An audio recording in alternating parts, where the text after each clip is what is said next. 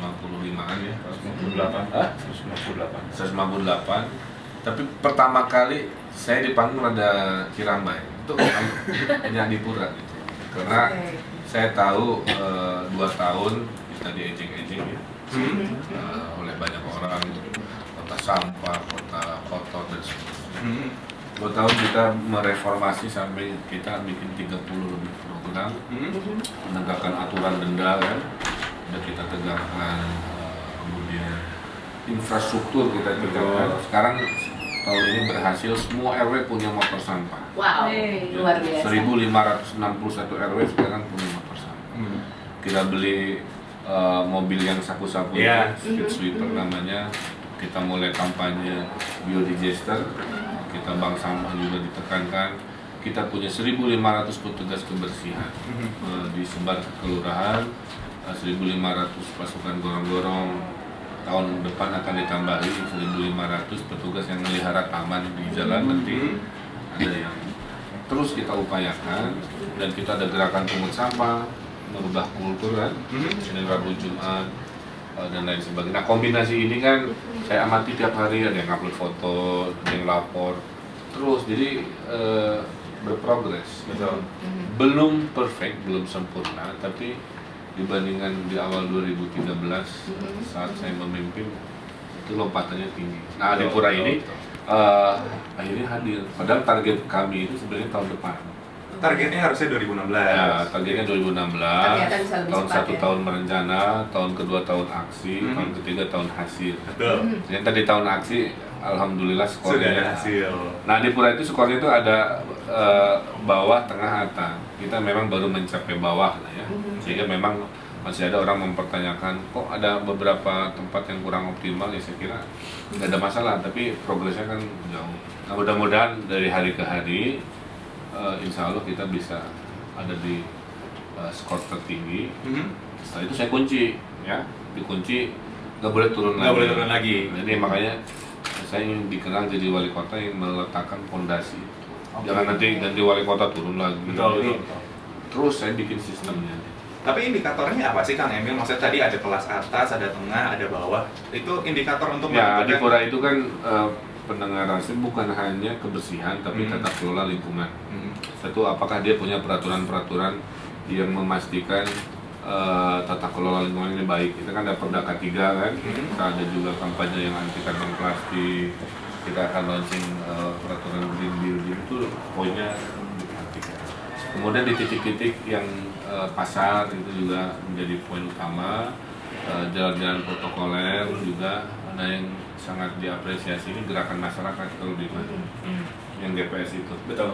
Makanya tolong saya titip lewat rahasia dihimbau warga Bandung untuk budayakan Senin, Rabu, Jumat untuk ya setengah jam lah ambil sampah. Makanya saya bilang piala ini saya dedikasikan untuk warga Bandung yang selalu turun tangan dan menjaga kebersihan, bukan mereka yang lepas tangan dan mengotori kota.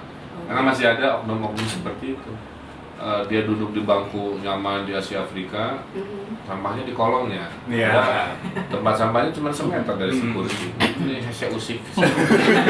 Mager. Makanya butuh kampanye terus dari media untuk mengingatkan. Saya bilangnya gini, kalau kamu, karena saya tanya, itu dong sampahnya ambil, oh bukan punya saya. Nah, saya bilang, kalau kamu cinta Bandung, kamu nggak akan jawab itu. Kamu nggak akan jawab itu sampah saya atau bukan, sehingga dia tidak melakukan tindakan. Mau dia sampahnya dia atau bukan, kalau melihat, ambil, dan buang. Ya. Nah, edukasi berikutnya harus level itu. Tapi kalau melihat perkembangannya sekarang nih Pak ya, memang sudah masyarakat sudah semakin melek kebersihan, bisa dibilang gitu. Bahkan sekarang kalau kita lihat banyak anak-anak muda juga kayaknya kalau dia bisa buang sampah, dia bisa mengut sampah tuh bangga, terus kemudian difoto, update status. Akhirnya artinya menunjukkan bahwa kecintaan masyarakat terhadap kota Bandung dan kebersihan meningkat. Gimana nih komentar? Kalau anak Pak? muda itu memang kampanye saya ini ke anak-anak muda khususnya. Anak muda ya, ingat sampah itu kayak mantan, jadi buang. Kayaknya itu yang bikin semangat. Iya, Mereka betul juga. keluar, "Oh, ini mantan saya. Buangnya sambil marah ya. Karawas itu kelihatan. Bisa jadi ya. Ya artinya siapa sih yang tidak senang kebersihan? Cuman dulu orang itu logikanya begini, bahwa perubahan di kota ini tanggung jawab pemerintah. Ada apa-apa, tanggung jawab pemerintah. Nggak begitu. Di dunia ini teorinya nggak begitu. Yang betul itu pelaku perubahan di kota ini ada 4: pemerintah, pebisnis di Payana ini, kemudian masyarakat, civil society, keempatnya adalah media. Rasi di sini berperan kan. Makanya saya titip dari 100% programnya, Rasi ini udah sangat luar biasa, jadi teladan buat radio-radio lain, yaitu mengkampanyekan kebaikan, mengajak. Kan orang tuh kadang-kadang dalam alam bawah sadarnya kalau terus dibombardir oleh pesan-pesan positif. Jadi kan ada teorinya, positive life come from positive mind. Negative life juga sama, come from negative mind. Pukul lutut, komplain terus, ketemu orang-orang pemarah, hidupnya pasti negatif. Makanya ibu saya bilang jangan salah pilih pergaulan. Jodoh juga sama nih, pendengar ya. Kalau mau dapat jodoh orang baik-baik, ya bergaulah di lingkungan yang baik-baik. Kalau mau optimis, bergaulah dengan wali kota Bandung. Makanya kita seneng banget ya. Rumusnya begitu. Kemarin-kemarin saya sempat lihat di sosial media, di Facebooknya Kang Emil ya, bahwa pembangunan kota Bandung ke depannya ini akan semakin canggih. Dan yang saya paling tertarik adalah kampung halaman saya. Kampung halaman saya juga. Blue Water ya. Waduh, nantinya bakal jadi seperti kayak di film-film, keren banget. Jadi ada jalan di bawah tanah, ada underpass gitu. Wah, itu keren banget Kang Emil. Kira-kira kapan tuh bisa direalisasikan supaya mamah saya di sana bisa happy gitu jadi ya? tahun depan itu tahun konstruksi, kita mengurangi kemacetan. Janji kampanye saya kan sebenarnya tahun 2017 kemacetan terasa berkurangnya, karena di 2016 mulai pembangunan ini banyak, mulai BUTR yang menghubungkan Jalan Pasteur sampai Cileunyi juga kemarin sudah kita rapatkan, akan kita kebut. Ini kan nanti yang turun di Pasteur nggak usah ketemu lampu merah, jadi bisa langsung terus. Kemudian di Blue Water ya, di Cibiru itu karena bundarannya bagus, kita nggak bikin flyover tapi underpass, jadi ngolong. Nanti bundarannya mau dibikin jadi gerbang dari arah timur, keren. Wah, luar biasa. Kemudian di flyover Stone Fruit ya, buat batu. Tadi saya mikir dulu Stone Fruit. Juga di Kopo sekarang berubah jadi Korea. Kamu dari mana? Dari Korea. Kopo area. Boleh. Nah, jadi flyover di Korea itu Kopo area, di Stone Fruit Buah Batu, underpass Cibiru, dan flyover yang menghubungkan Jalan Jakarta ke terusan Jalan Jakarta di Antapani. Itu kan daerah macet kalau pagi itu juga ada, plus yang Pasteur. Jadi mudah-mudahan, saya minta doa restunya dari warga Bandung karena dananya dari pusat, jadi butuh lobby-lobby yang intensif, koordinasi yang intensif. Tapi saya komit tahun depan adalah tahun pengurai kemacetan skala infrastruktur. Sambil transportasi publik juga kita cicil. Masuk cable car yang rute pertama Jalan Dago ke Cihamplas sebagai percontohan. Kemudian rencananya prototip monorail dari stasiun ke daerah dalam kaum ya, sebagai percontohan juga kita perlihatkan. Nah ini mudah-mudahan menyemangati bahwa perubahan itu hadir, walaupun karena keterbatasan kita cicil. Nah kalau ngomongin Korea, Kang Emil sebenarnya nggak cuma di Kopo area, ada satu lagi Korea Kang Emil, Korea Condong. Pengen ke film aja deh ya, Korea Condongnya. Kalau di Kiara Condong nanti itu akan ada hutan kota baru. Iya, tentunya yang juga tahun depan akan kita kerjakan. Kemudian di Antapani di Gasibu Mini itu Gasmin kita perbaiki, dan semua area-area di wilayah kota Bandung akan kita Tegalaga juga akan kita perbaiki. Babakan Siliwangi juga mulai kita perbaiki. Jadi insya Allah tahun 2016 tahun paling sibuk kayaknya. Iya kayaknya. Karena di tahun ketiga saya dan kita all out lah. Kalau jalan tol yang Gede Bage itu Kang Emil? Itu mah udah beres. Udah beres. Kan sudah bukanya. Jadi tol Gede Bage 2016 menjelang PON itu exit udah bisa dibuka. Jadi kota Bandung bisa punya exit baru. Saya kemarin ke Jakarta sampaikan ke wartawan, hey warga Jakarta, saya bilang pintu ke Bandung tuh ada 5, kenapa sih bayangannya cuma Pasteur aja? Saya itu kalau pulang atau pergi dari Pendopo ke Jakarta biasanya lewat Tol Muhammad Toha. Itu yang paling dekat ke alun-alun. Justru kalau orang Jakarta mau ke alun-alun, saran saya keluarlah di pintu tol Muhammad Toha. Tinggal lurus, mentok di Jalan Tegalega, belok dikit udah alun-alun, ketimbang harus selalu Pasteur. Jadi kadang-kadang kemacetan Pasteur tidak melulu karena volumenya yang berlebihan, tapi ketidaktahuan turis seolah-olah pintu masuk hanya itu. Jadi numpuk 3 km, 4 km. Kalau ngobrolin soal ngurai kemacetan dari pendatang dari Jakarta atau dari manapun, itu Kang Emil rencananya bakal gimana sih? Soalnya kan kayak kita nggak bisa membendung gitu orang-orang untuk datang ke Bandung, apalagi udah meraih Adipura kan pasti bayangannya Bandung wah bakal lebih asri lagi Dan gitu. di survei kebahagiaan kita juga salah satu ranking 1 ya untuk indeks of happiness. Dari survei penghasil Mojang paling gede juga Bandung. Luar biasa. Jadi memang daya tariknya. Nah, berita baiknya kita kan ada kereta api cepat yang dibangun oleh Pak Presiden. Itu menghubungkan Jakarta Bandung dari 3 jam hanya 30 menit. Ya, berakhirnya di Gede Bage. Jadi mudah-mudahan dengan kereta api cepat ini orang-orang Jakarta ini beralih antara milih 3-4 jam naik mobil atau 30 menit ke Bandung kan masih milih 30 menit. Nah, ini yang sedang kita siapkan. Nanti turun dari stasiunnya baru kita koneksi dengan monorail yang juga satu paket insya Allah dengan pembangunan kereta api cepat. Nah, itu semua rata-rata dimulai 2016.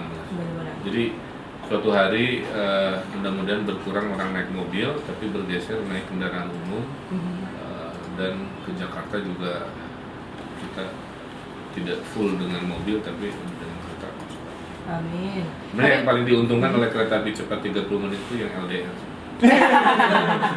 Biasanya 7 jam, 10 menit Menolong banget, Pak. panggil. Iya, sangat menolong Sangat sekali ya. menolong. Tapi kalau bicara soal perkembangan Kota Bandung, termasuk infrastruktur dan lain sebagainya, ini mungkin ya salah satu alasan Kota Bandung juga akhirnya menjadi finalis World Smart City Awards 2015, katanya gitu ya Kang Emil. Gimana nih perasaannya nih Kang Jadi Emil? gini dulu pendengar saya, gimana caranya Bandung ini berubah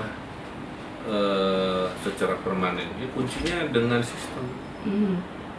Jadi dengan sistem teknologi sekarang hidup lebih mudah, toh ya. Dulu kan kita harus meeting, sekarang kan cukup WhatsAppan, atau WA dan sebagainya, sosial media dan sebagainya. Nah, logika itu saya pakai dalam memilih Kota Bandung. Nah, kemarin masuk final itu karena aplikasi-aplikasi partisipasi warga yang paling keren itu dari Bandung di seluruh dunia itu. Ya. Jadi Bandung itu sekarang kalau mau ada komplain kan ada lapor, Betul. 1708 ya, online.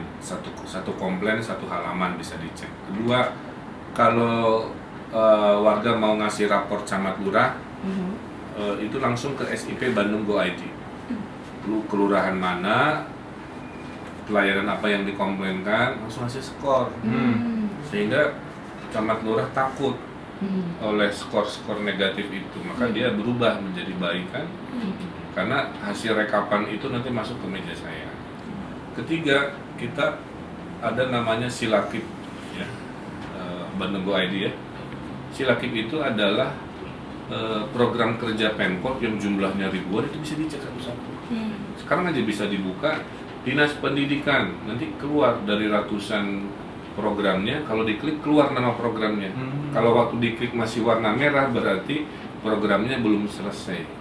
Kalau sudah hijau berarti sudah selesai. Jadi, warga bisa mengawasi Pemkot Bandung hari ini lalet banget apa sudah rajin banget, itu ketahuan.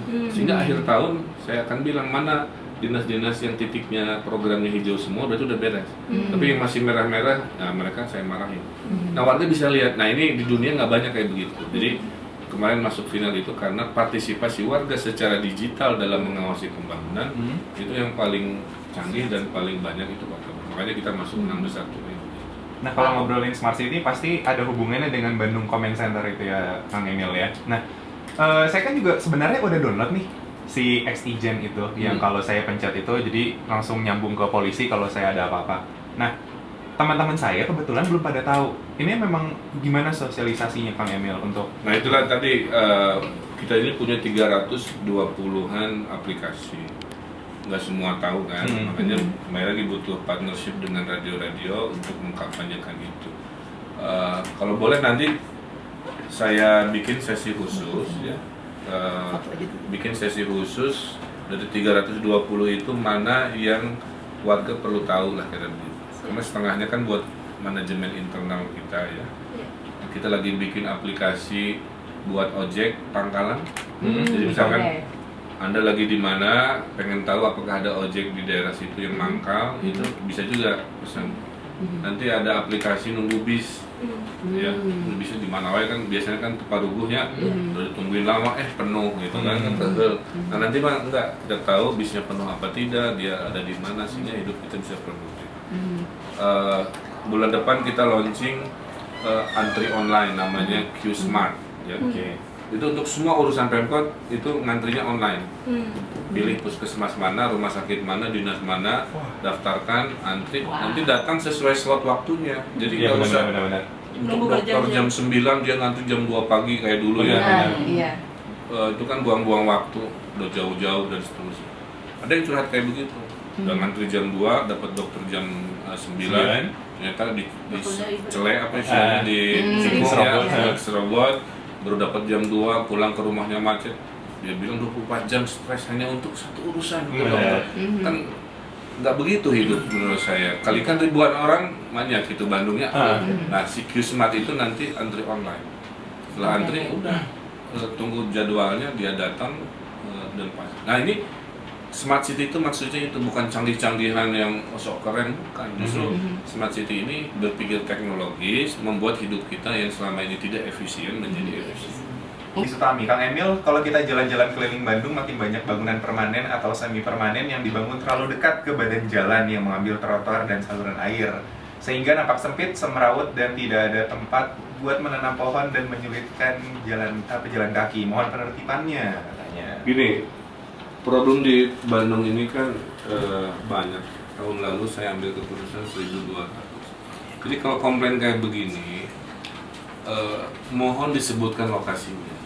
Karena tanpa keterangan yang jelas, saya nggak bisa ambil tindakan cepat. Tapi kalau spesifik daerah mana di mana, dalam waktu 24 jam saya bisa arahkan siapa ngapain dan seterusnya. Jadi nah ini kita latih agar partisipasi warga ini tidak hanya menyampaikan general problem tapi spesifik gitu ya.